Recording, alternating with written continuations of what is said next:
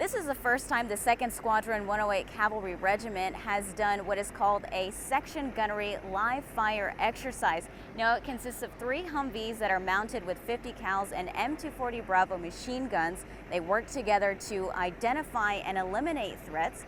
It simulates what is called a reconnaissance mission, or making sure that an area is secure for the rest of the brigade.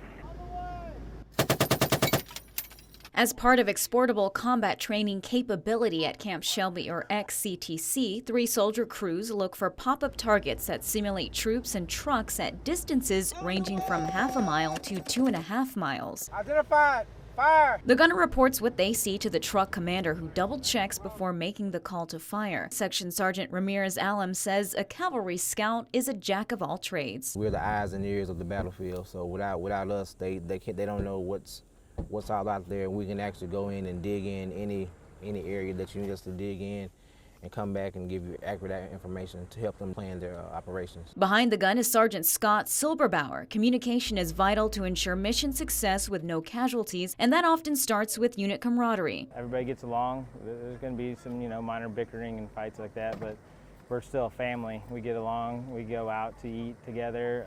We try and stay as together, help each other as much as possible. Us working together is going to, strengthen our bonds in between the platoons, not just our crew.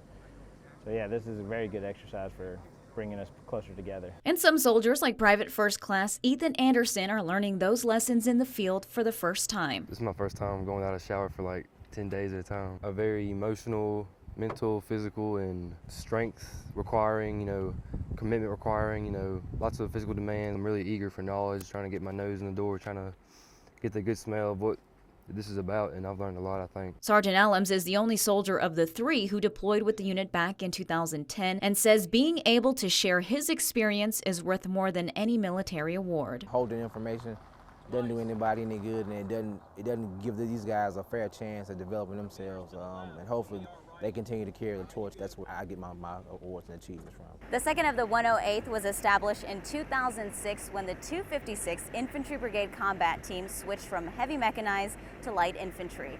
Reporting from Camp Shelby, Mississippi, Lydia Magallanes for News Channel 5, your local station.